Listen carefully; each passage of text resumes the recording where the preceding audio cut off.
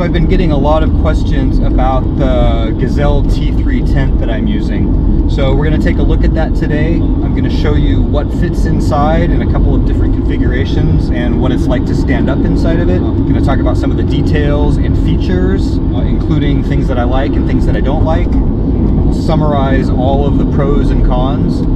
And then at the end, I'm going to show you in real time how long it takes to set it up, and in real time how long it takes to break it down. So I'm 5'9", and if I stand fully upright right in the middle of the tent, my head just runs into the center hub here.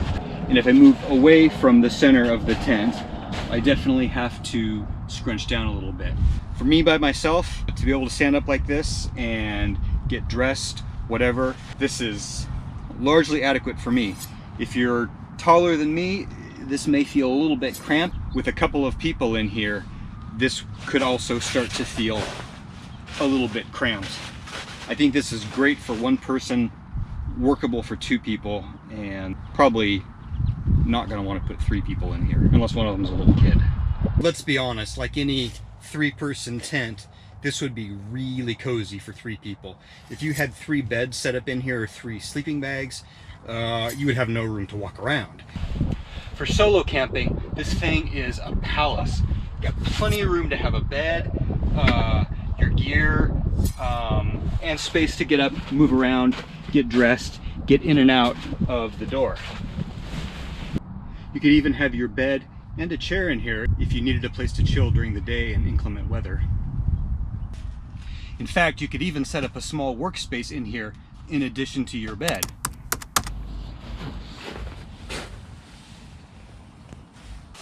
You can fit 2 beds in here. It starts to get a little cozy, but it's doable. The wide angle of the GoPro maybe makes this look a little bigger than it is, but that other bed is just right there within arm's reach. With a double bed set up to one side, this pretty comfortably accommodates couples who sleep together while still allowing passage along one side. In that scenario, however, you lose the high middle point of the tent because the part of the large bed is right in the middle. So you're stuck with a little bit of stooping. Personally, I would not want to sleep in this tent with 2 other people, unless they were people I was very comfortable being very close to.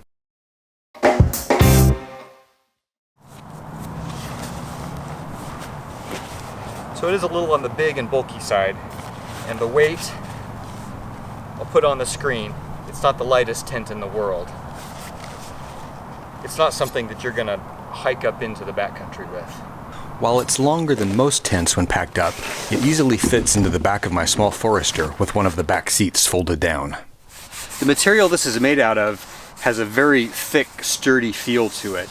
I previously had a decent Coleman tent, and the material it was made out of was much, much thinner. This probably contributes in part to some of the weight of this tent, but on the other hand, it feels nice and tough, and possibly a little more resistant to water coming through. I've had the tent out on one lightly rainy night and got no water inside at all, but I haven't yet experienced heavy rain or stormy conditions. The YKK zippers feel very smooth and sturdy. One minor detail I struggle with are the ties to keep the door open. They're a little too short to comfortably tie into a bow knot, and frankly, I wish there was something more like a button and loop as found in a few other places in the tent. The rods which hold the tent up are completely integrated. You never do anything with them. They just are part of the tent. You can see how there's reinforced construction in the corners.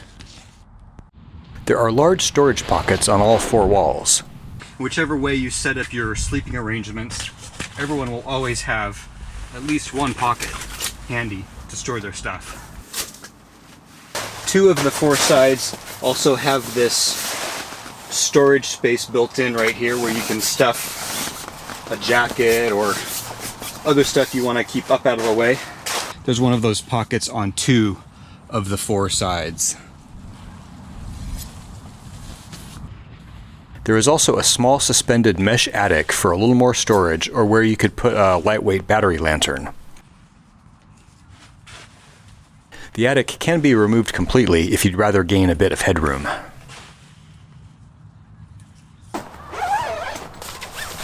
One detail that's definitely awkward about the Gazelle tents in general is just the fact that the door has to be positioned off to one side because of the hub structure, and it's sort of an awkward, narrow little opening.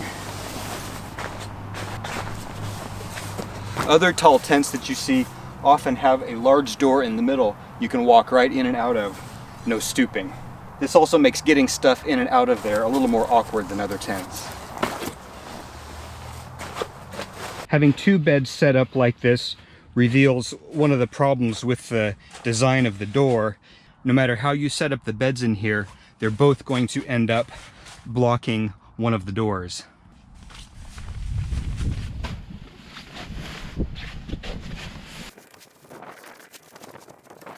So with the bed set up in the other orientation, they still both block the two doors.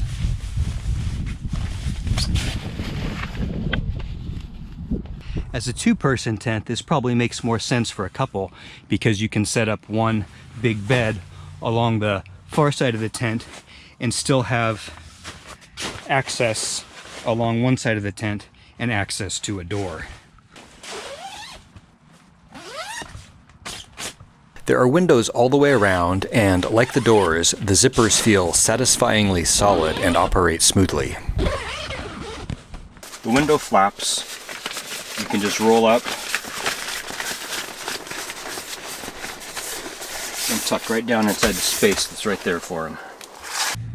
One of the things I love about this tent is how, with all of the doors and windows open, you have a beautiful 360-degree view.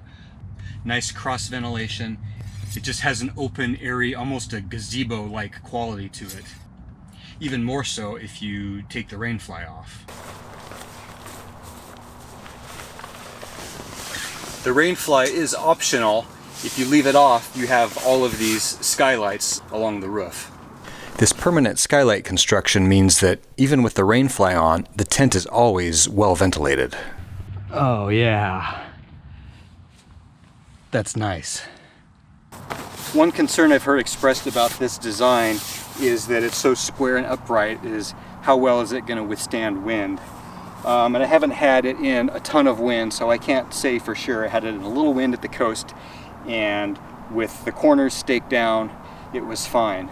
Apparently one of the things that can happen in a really strong wind is it can push in one of the hubs.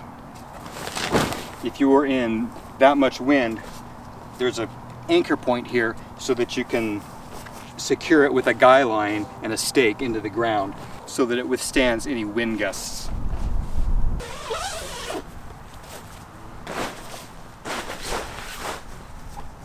The center of the hub is actually made of metal, which I don't know if it's intentional, but it turns out it's useful if you've got magnetic items.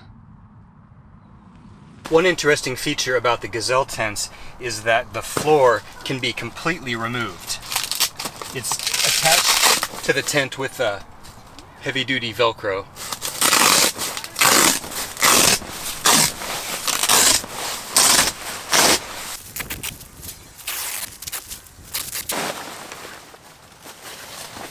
This makes it easy to clean the floor, repair any damage, or even completely replace it if needed.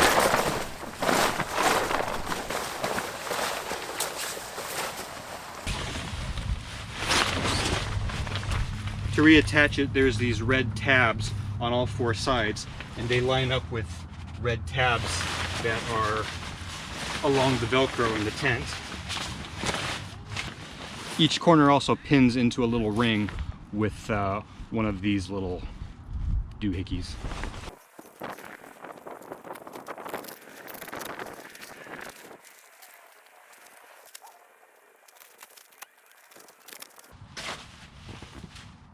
One detail I truly appreciate about the Gazelle is that the carry bag is not only very ruggedly built of heavy-duty fabric and zippers, but also it's actually sized big enough. Most fold-up camping items I've had are a constant struggle to puzzle back into their carry bag, but getting the Gazelle tent and Rainfly into its bag is fast and easy, even if you don't get everything folded down exactly perfectly. Every single time I pack this up, I thank Gazelle for providing the couple of extra inches of fabric needed to make the bag a breeze to use. At a little under $200, the Gazelle T3 is not the cheapest tent out there, but it's also far from the most expensive.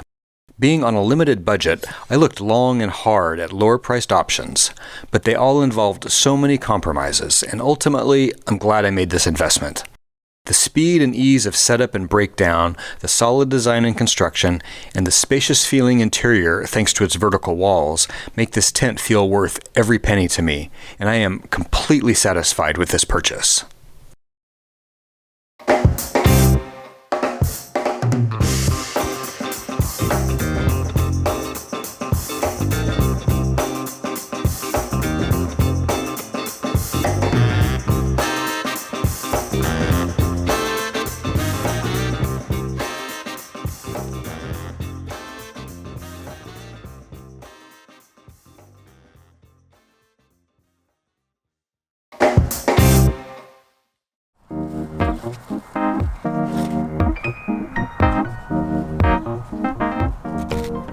Setting up the Gazelle is fast and intuitive.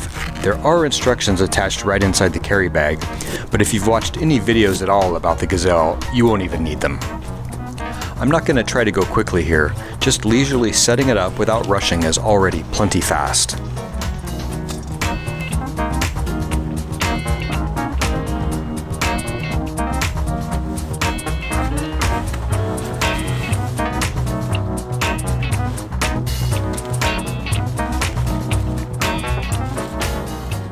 Take the tent out of the bag and remove the Velcro strap. Make a point of putting the strap in the bag so you know where it is when packing up. Unfold the tent.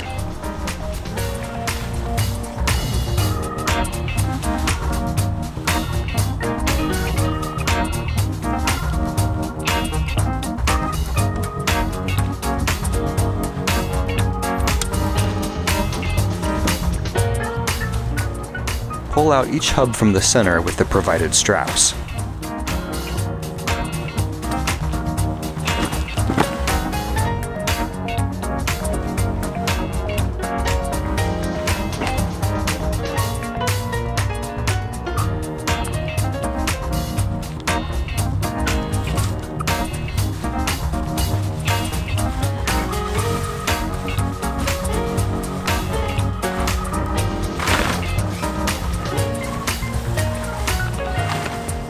Put the Rainfly on top, inserting its short holes into the corners of the tent.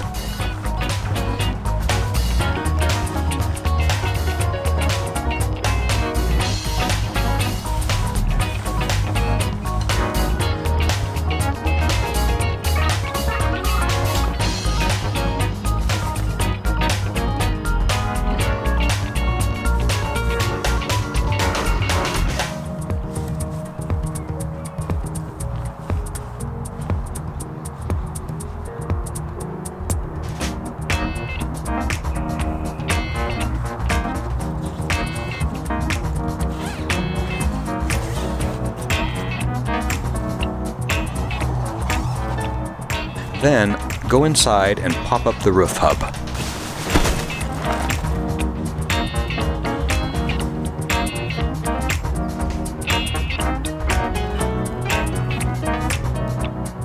Secure the Rainfly tie-downs by hooking them onto the hub rings. The Rainfly does have grommets and can be staked out with guy lines in heavy winds. And that's it, it's set up. Teardown is pretty much the same thing in reverse.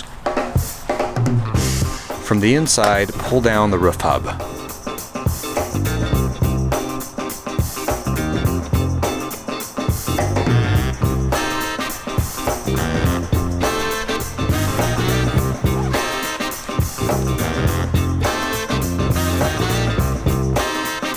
Remove the Rainfly.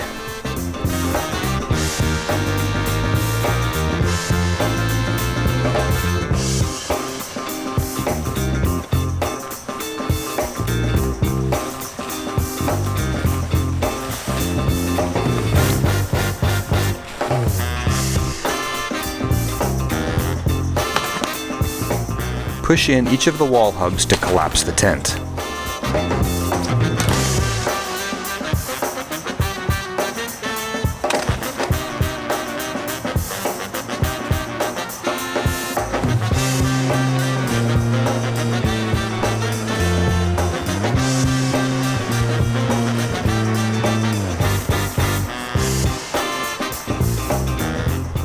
Fold it up onto itself, kind of like an umbrella.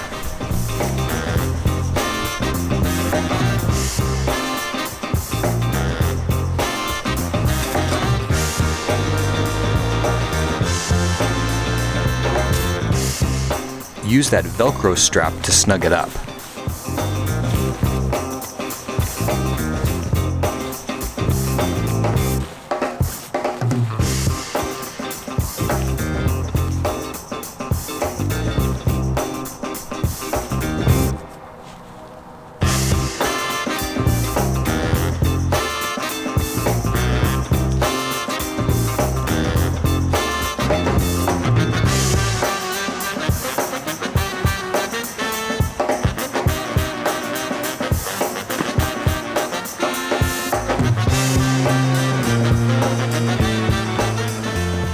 Insert the folded tent into its carry bag.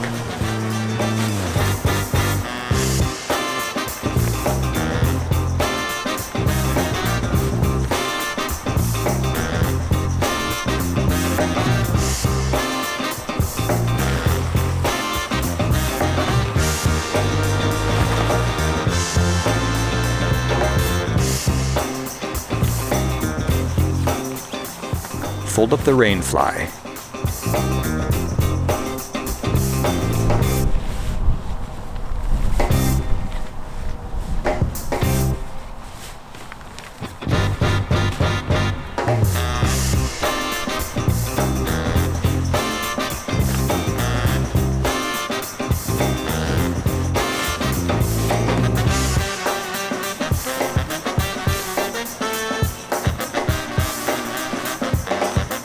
Even doing a sloppy job of it like I did here, it's still a piece of cake to get it into the bag and zip it up.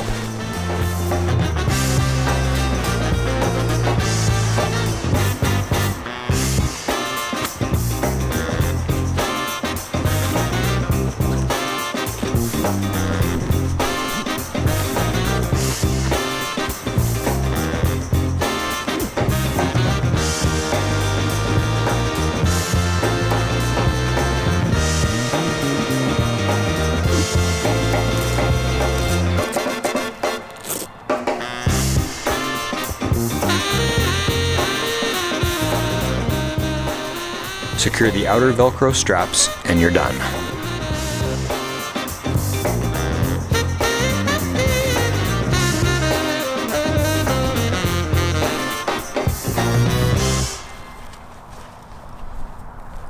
The Gazelle T3 has proven to be the perfect fit for me, but there are many great options out there depending on your space needs, your style of camping, and your budget. I hope you found this video to be helpful as you research your own tent purchase. Thanks for watching.